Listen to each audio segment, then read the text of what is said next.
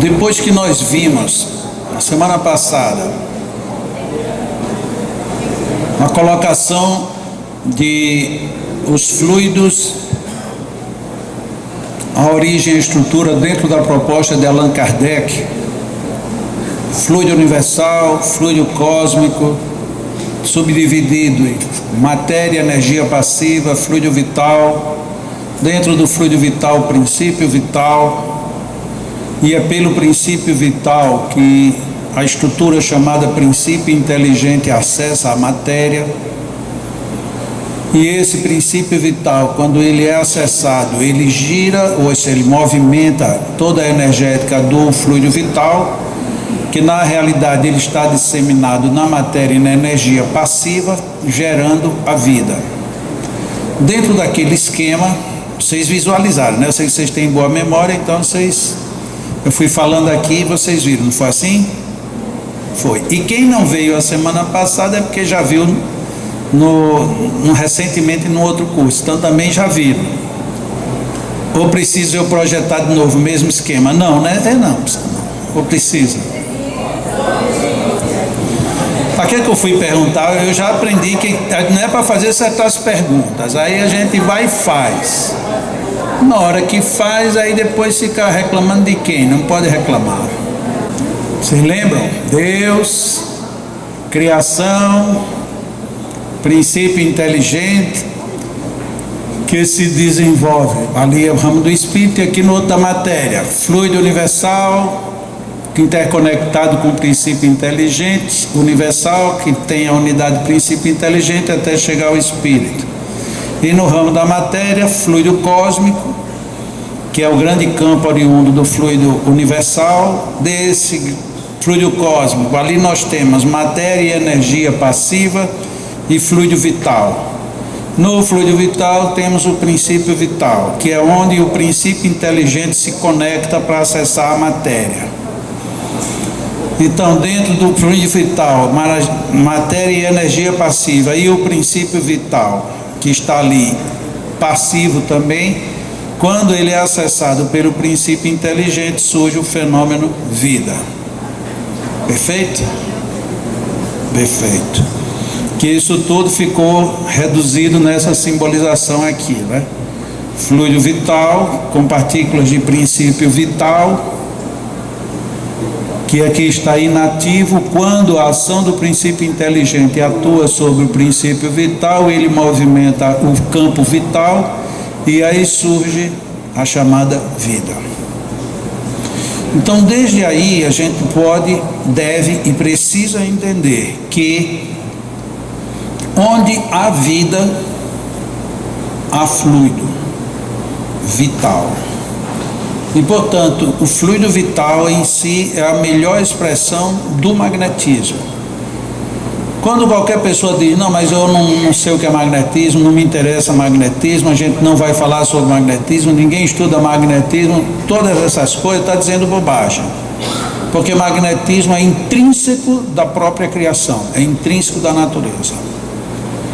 O que a gente, quando diz assim, eu não quero entender ou interessado em magnetismo, não está querendo entender como é que a lei funciona, ou não está querendo se pôr a serviço dessa lei.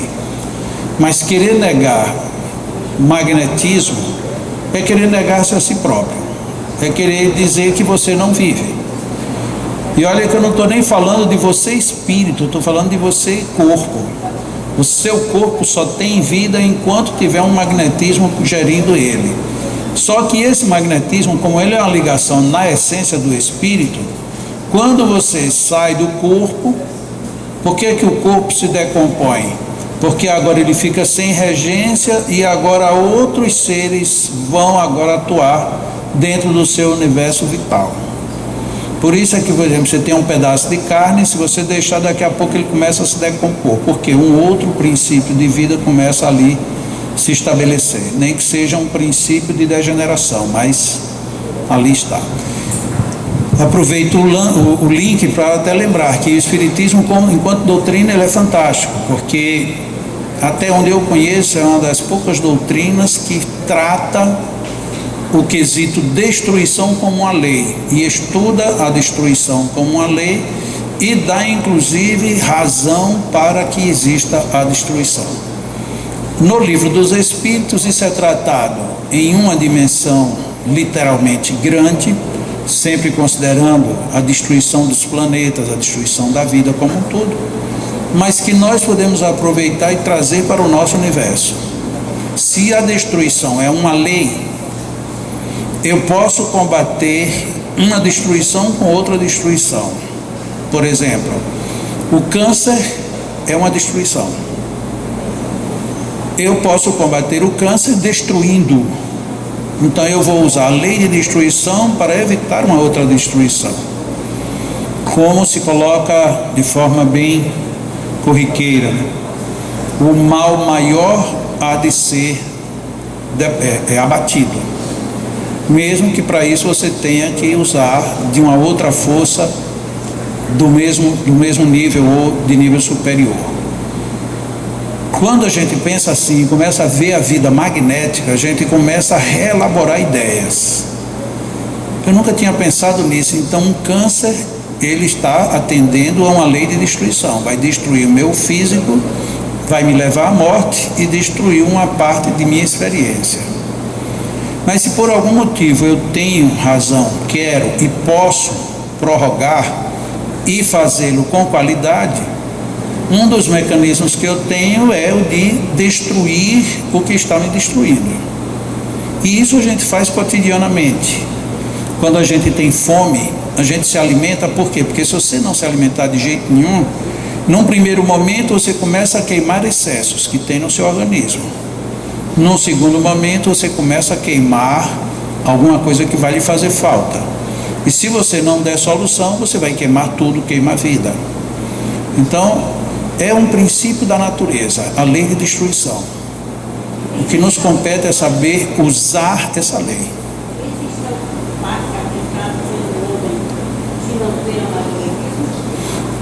A pergunta dela é se existe um impasse na natureza pelo homem que não tenha magnetismo. Eu desconheço. Tudo tem magnetismo, absolutamente tudo. Até você dizer assim, não, eu não sou passista, não quero ser passista, eu nem sou religioso, nem de coisa nenhuma. Ah, mas eu tenho raiva das pessoas, de quem eu tenho raiva a pessoa não progride. Isso é magnetismo. Você está emitindo um magnetismo ruim. Se você pensa bem por uma pessoa, mesmo que ela não saiba, esteja onde ela estiver, você está emitindo uma onda que é chamada também de magnetismo. Não é à toa que acontecem as coincidências, os encontros fortuitos. Nada existe por acaso. Quando se diz isso, não é que há uma programação absoluta em que ninguém mexa, mas é porque tudo colabora para que tudo se consossie. Porque senão nós teríamos exemplos na vida de situações totalmente estanques. E elas não são, por mais longe, por mais reservado que você viva, por mais onde quer que você esteja, você vai sofrer influência das mudanças climáticas, você vai sofrer influência de animais, de visitas, de não visitas, você vai sofrer influência de alguma forma. Ninguém está isolado no mundo. E se você coloca neste mundo a presença espiritual, aí então é que ninguém está isolado. O que nos comporta fazer, como todo o princípio de boa sociedade, é ficar o melhor possível com isso que a gente chama de sociedade. Eu sou sozinho uma sociedade quando eu me considero os bilhões de células e moléculas que eu tenho. Para que eu me dê bem nessa sociedade, eu tenho que respeitar essa sociedade. Eu não posso, a pretexto de estar com fome, começar a colocar comida nas minhas pernas. Apesar de que as minhas pernas se nutrem do alimento que eu ingiro, não vai ser passando uma banana nas pernas que eu vou matar minha fome ou dar o potássio que eu preciso para os meus músculos. Eu tenho que respeitar esta sociedade chamada meu organismo, como eu tenho que respeitar todas as outras sociedades.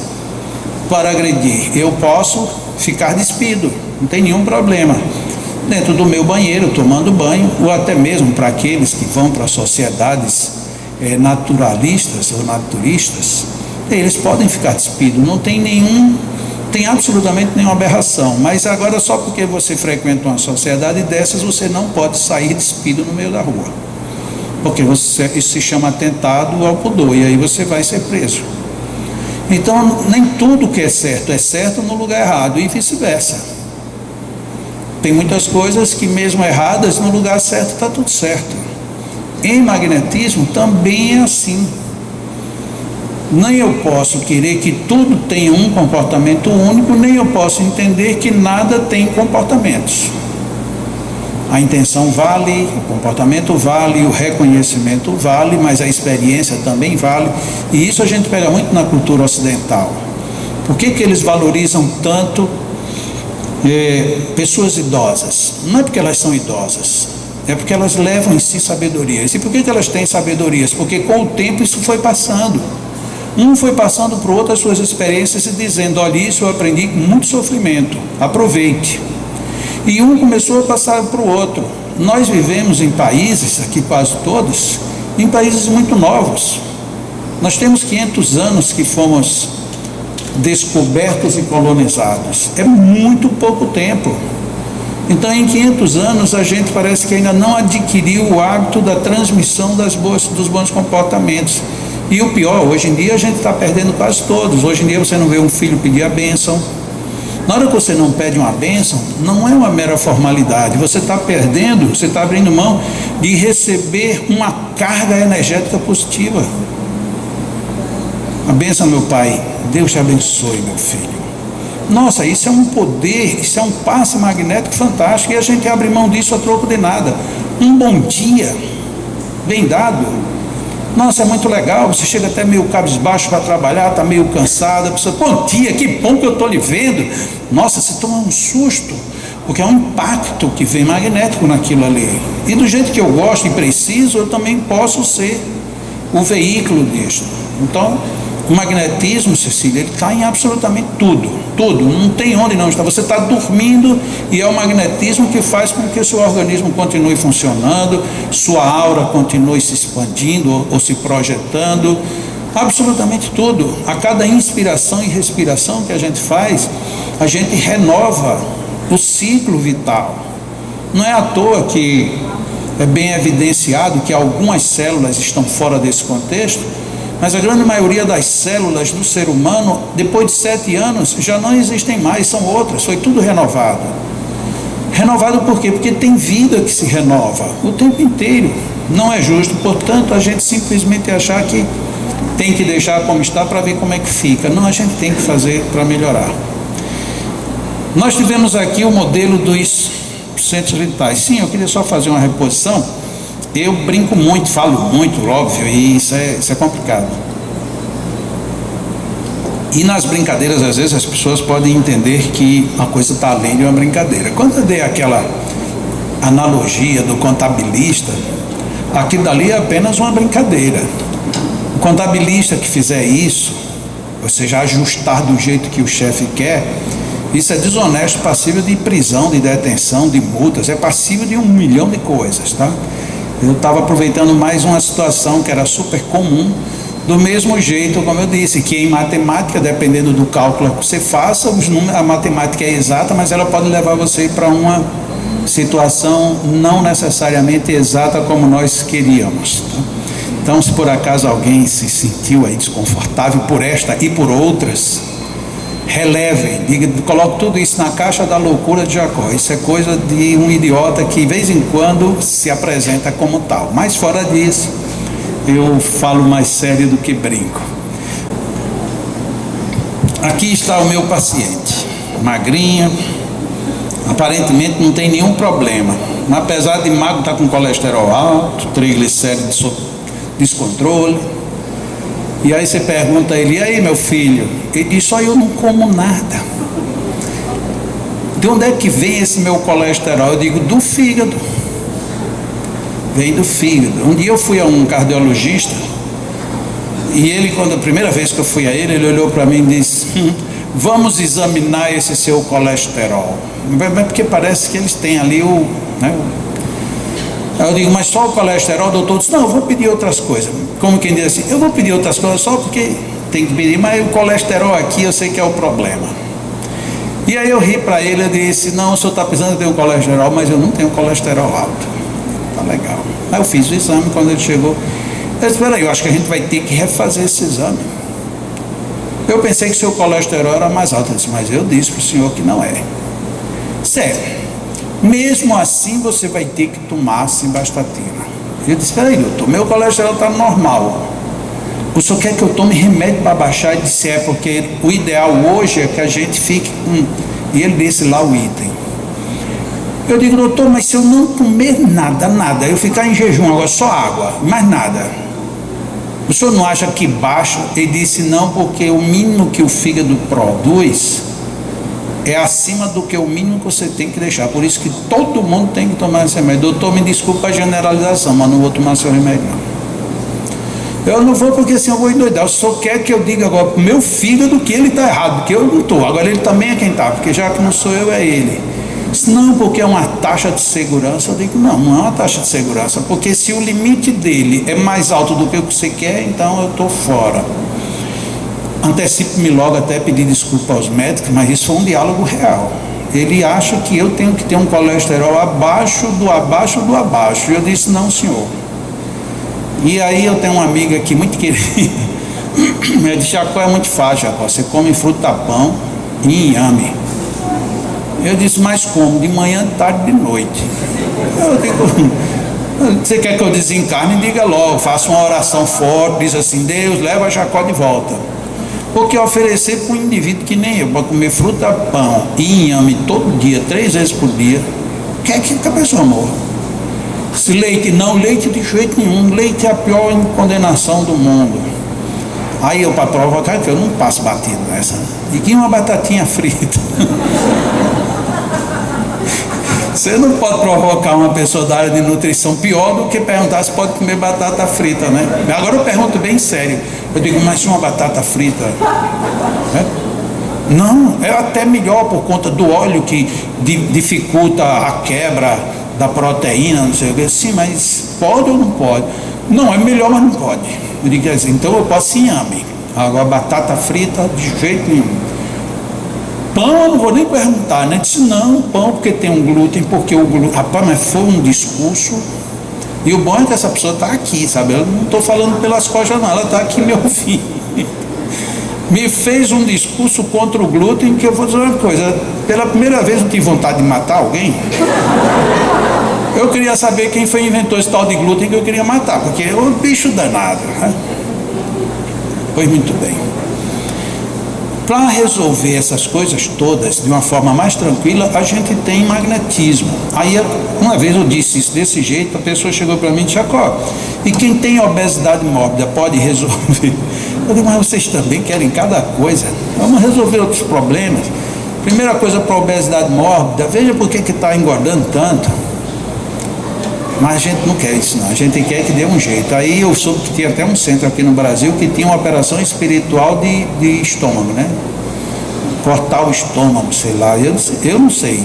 Para mim isso é mediunidade e não magnetismo, mas deve usar o viés magnético sem dúvida. Mas eu não sei trabalhar obesidade mórbida não. Mas quando alguém me pergunta: então magnetismo é panaceia? Não, mas magnetismo cura tudo.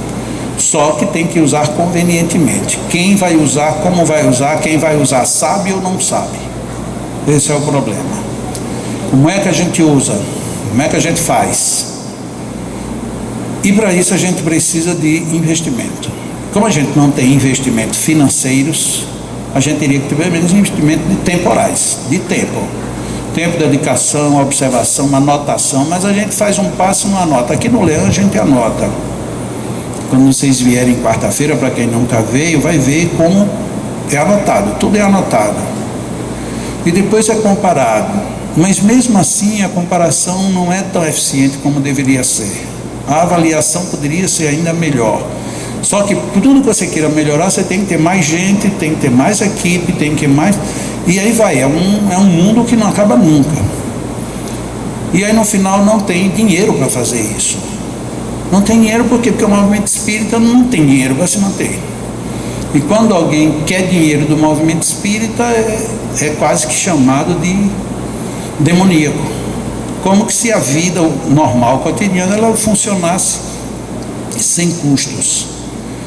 Então o ideal era que a gente tivesse sistema já todo, era bom que cada cabine já tivesse um terminal de computador. A gente já tem até o projeto para isso, mas o custo é muito caro. Então você tem que ter computadores em todas as salas, tem que ter controles, tem que ter quem digite, depois tem que ter análise, tem que ter softwares, e por aí vai, é um mundaréu de coisas. Mas enquanto não tem, o que a gente faz? Vai fazendo o mínimo que seja possível. Anota. Quando tem um caso interessante, coloca alguém para acompanhar, tirar exemplos, tirar dedicação. Teve um companheiro aqui agora que no intervalo me mostrou rapidamente que ele tem um irmão que teve uma síndrome, depois sofreu um AVC e está há 5 anos tendo vida vegetativa. Ele foi lá, passou 15 dias com o irmão. O irmão não movimenta nada do pescoço para baixo. E aí ele me mostrou um vídeo que recebeu essa semana, depois que ele fez os passes lá, voltou para cá, que ele não vive, esse irmão dele mora lá em São Paulo, está internado lá em São Paulo. Aí ele mostrou, está ele lá levantando o braço. Para quem não movimentava nada, se você consegue voltar a movimentar um braço, significa dizer que há potências para você movimentar muito mais. Aí a pergunta, e lá em São Paulo, quem é que pode fazer isso para dar continuidade? Mas como é que vai dar continuidade? A pessoa está num lugar, está num hospital, quem queira dar continuidade vai ter que ir, fazer e voltar. Quantas vezes? De preferência todo dia. O que é que acontece? Barrou. Travou. Então essa é uma necessidade que a gente tem real. Falando de um único caso, incrível, que me foi relatado agora durante esse intervalo. Agora, quantos casos existem? Não, mas a gente poderia fazer uma terapia à distância? Pode. Só que tem um vínculo, tem que ter um vínculo. E aí eu lembrei que no ano passado, no Encontro Mundial de Magnetizadores de Goiânia, que foi em maio do ano passado, eu apresentei um caso que eu estive envolvido numa terapia à distância. Foi de uma sobrinha minha que mora nos Estados Unidos e ela teve uma irritação, que essa irritação foi avançando, irritação de pele, e que primeiro ela teve nas axilas, depois ficou boa. Aí tempos depois voltou aqui tudo na região da genitália. E no dia que eu tomei conhecimento, estava tão grave de um jeito que ela já não conseguia andar, não conseguia colocar nenhum tipo de vestimenta em cima e ficava deitada num sofá com uma perna em cima, outra perna embaixo. E à medida que aquilo feria, quando cicatrizava, eram dores violentíssimas. E em 3 hospitais, 3 equipes médicas, ninguém determinou o que era. Ninguém sabia o que era. Mas disseram o pior: se não curar, vai morrer. Então é uma situação, você vai fazer como? O quê? Lá não tinha ninguém para aplicar um passe. Procura médica já estava, ela reside na Filadélfia. Quer dizer, não é um centro pequeno, é um centro com alto poder de terapia. Ninguém conseguia fazer nada. E o negócio era, vamos acompanhar aqui com cuidado e ver se não evolui, porque se a enfermidade avançar mais um pouco para dentro, aí contaminação geral e ela desencarna. O que era que eu podia fazer? Minha irmã me telefona apavorada e disse, vamos fazer uma tentativa de tratamento magnético. Como? Todo dia, uma hora marcada, a gente vai ficar. Entra em sintonia total e vamos fazer a terapia. Aí sim, usando um tanto quanto sonambulismo. E ela ficou boa. Ficou tão boa que 1 mês e meio depois ela estava fazendo na academia um jump, que é um negócio que você tem uns tênis que tem umas hastes e que pula. Aquilo pede um esforço das pernas, no movimento das pernas, fantástico. E ela me mandou o filme dela, mas se você acompanha dia a dia as fotos que ela me mandava, tem horas que, para quem não tem espírito forte de ver imagens, são imagens dantescas, não dá para ver. No dia que a gente fez um concentrado mais objetivo, eu avisei a ela, eu disse, olha, eu vou mexer só num lado da perna, porque pode dar consequências. E mexi na perna esquerda dela. Sem exagero, não é menor do que isso aqui que eu estou fazendo na mão. A placa da casca da ferida que fez na perna dela. Isso aqui. Indo aqui, pegando na entreperna, pegando a vulva, indo até o ânus, isso aqui tudo. Dos 2 lados. Era feio. E eu disse, olha, eu vou trabalhar uma perna. Naquela noite ali, a gente ficou ali uns 25 a 30 minutos. E eu digo, olha, eu trabalhei, espero que fique melhor, mas pode doer, porque eu mexi muito. Quando foi de madrugada, ela foi para o hospital porque não aguentou de dor. Disse que doía tanto, mas quando ela foi levantar para ir para o hospital, caiu a placa toda, só desse lado. O outro lado que eu não mexi continuou intacto. Ou seja, não precisa de uma evidência maior da ação do magnetismo. Para mim não, para qualquer outra pessoa sim. E ela foi para ter que tomar remédio porque ela não suportou a dor, porque na hora que aquela casca toda caiu, isso aqui ficou tudo em carne viva. Literalmente, vivo. Só que aquilo dali, de forma natural, até que fechasse mesmo e passasse, aquilo duraria de 3 a 4 dias. No outro dia ela voltou do hospital já.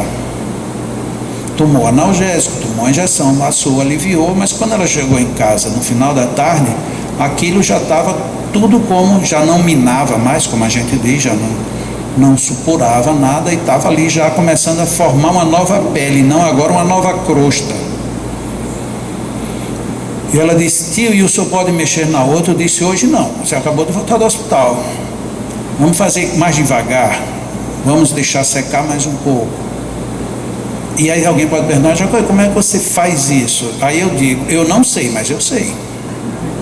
Eu não sei porque eu não sei explicar, eu não sei traduzir em palavras, eu sei fazer, mas eu não sei dizer. Isso é difícil, como é? E aí volta para aquela questão que a gente falou lá no início do La Fontaine, falaram lá do La Fontaine. Mas eles não disseram como fazer. Sim, muitas vezes eu acho que eles nem sabiam como dizer. Agora, vou até fazer uma ressalva aqui que era para eu ter feito na hora.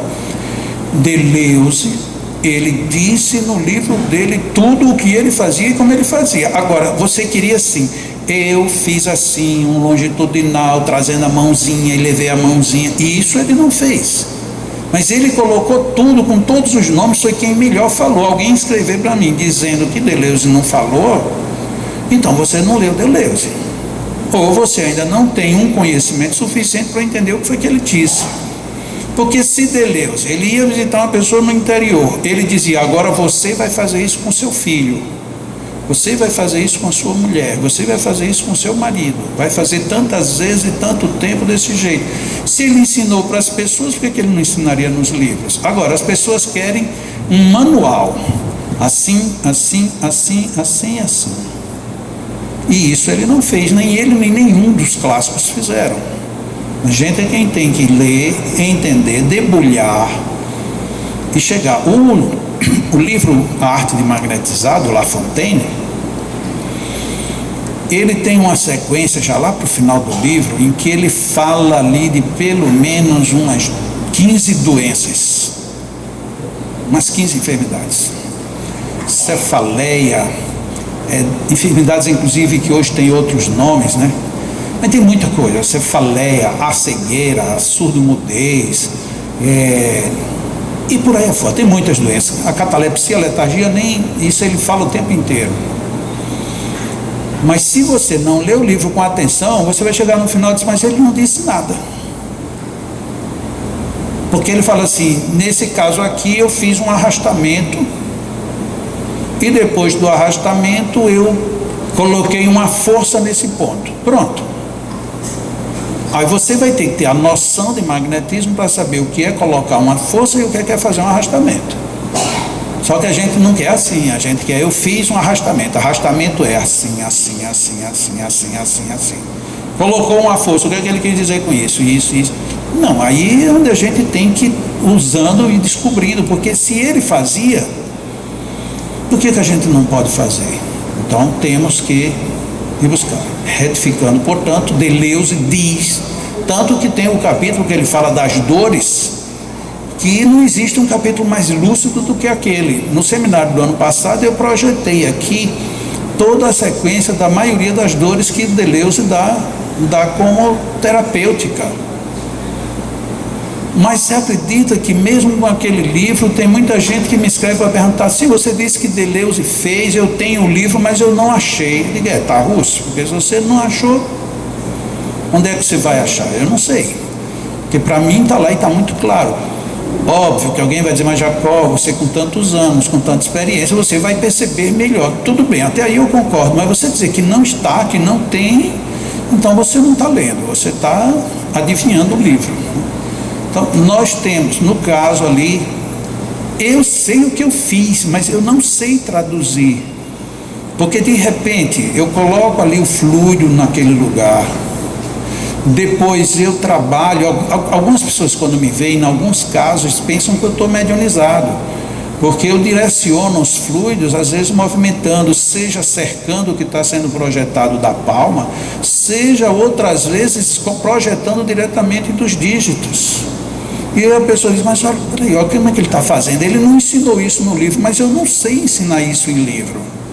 Como é que eu vou dizer que nesse momento você pegou uma ferida desse jeito, aí você vai fazer assim? Não tem como. E depois não é só gestual, porque se fosse gestual era fácil, você curva, põe na mão e tira como um saca-rolha. Mas não é isso. E aí na outra perna dela eu fiz mais 2 dias, o que? Lei de destruição. Provoquei o ressecamento da outra capa.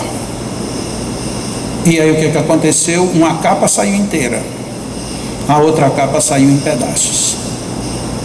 Se eu tivesse tido esse raciocínio antes, ela não teria ido parar no hospital.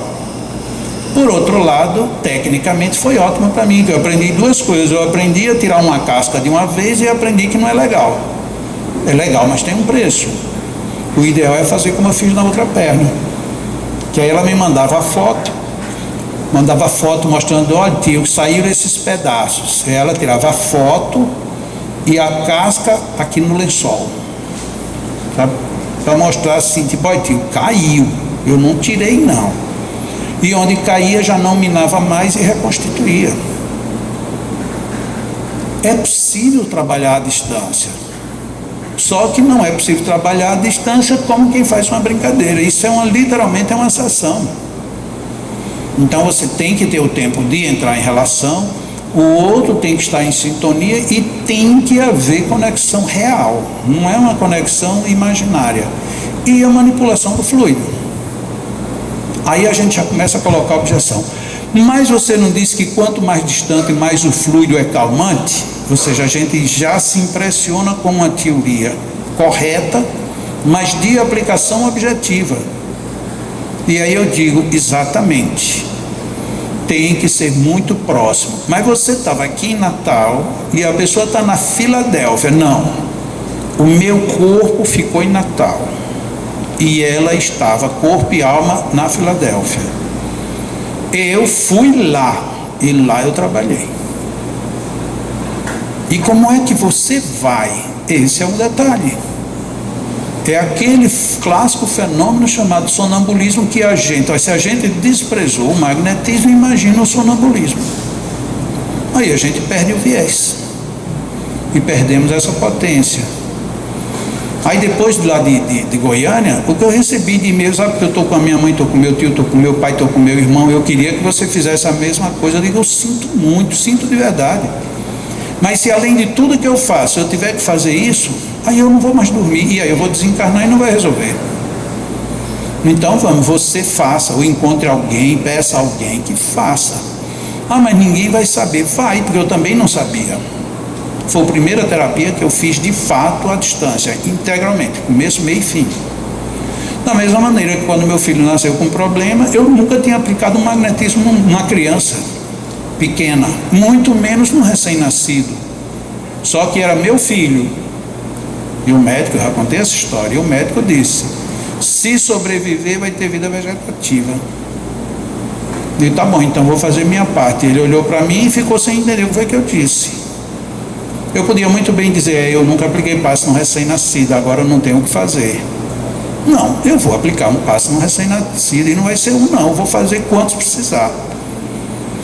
E quem conhece Giorgio, ele não veio hoje, mas amanhã ele vai estar aqui. Quem conhece Giorgio vai ver uma criança que ia ser, ou morrer ou ia ter vida vegetativa.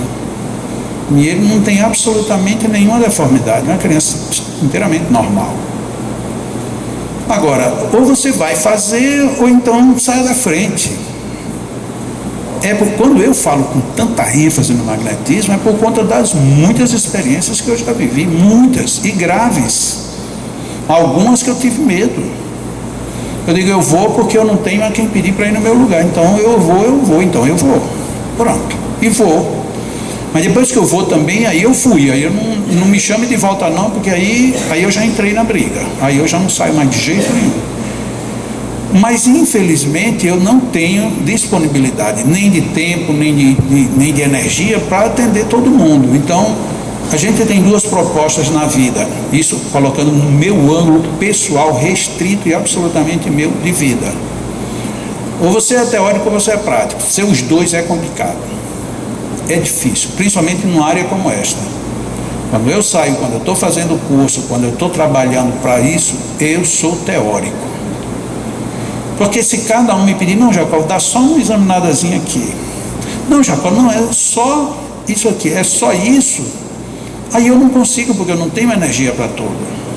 E não é por conta da idade, não, é porque é muita energia, muita. Quando eu estou para aplicar passos, aí eu estou para aplicar passos. Aí pode vir, aí pouco me incomoda. Pode vir quem vier, do jeito que vier, eu nem pergunto, deita. E vai. Mas não dá para ficar o tempo todo sendo os dois. É tanto que hoje praticamente eu só aplico passos aqui no Leão nas quartas-feiras e nem aplico muitos. Por quê? Porque das 9 às 10 eu fico na preparação do atendimento à distância e às vezes fico no atendimento à distância. Às vezes quando eu saio dali, eu saio já com tudo que eu tinha para consumir, já consumiu. Mas aí quando você chega aqui do lado de fora, aí tem A, B, C e D. Pelo menos esses 4 tem que ir. Aí eu vou. Mas às vezes nem é tão efetivo por conta do gasto que você tem. Mas vou para fazer, não vou para brincar não. Seja com quem for, eu vou. Tem algumas poucas pessoas aqui que já receberam tratamento comigo e sabem que quando eu vou, alma, amigos espirituais, o que tiver para vir, vai tudo junto, eu não deixo ninguém de fora, vem todo mundo num pacote só. E aí funciona. O magnetismo pede isso, pede doação real. Não é dar, é doar-se. Então você vai, esqueça o resto, vai e faça. Se for para não fazer, eu sugiro, é melhor nem começar, fique de fora. Algumas pessoas dizem para mim, já que você não deveria dizer isso não, porque você espanta as pessoas. Eu digo, não espanta não, a pessoa não pode depois dizer que foi enganada não. Magnetismo é jogo sério, é jogo pesado, é para quem está disposto.